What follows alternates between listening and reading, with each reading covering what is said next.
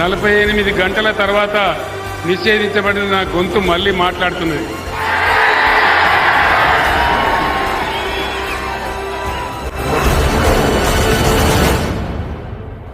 ఈరోజు కేసీఆర్ బస్ యాత్ర ప్రారంభమైన తర్వాత కాంగ్రెస్ కు బీజేపీకి గుండెలు వణుకుతా ఉన్నాయి. ఇద్దరు కుమ్మక్కైపోయి వీడిని ఎట్లన్నా ఆగబట్టాలి, ఎట్లన్నా వీడిని నిలువరించాలి అనేటువంటి కుట్రగట్టి ఈ నా మీద బ్యాన్ పెట్టినారు. ఆ విషయం మీకు అర్థమైపోయింది.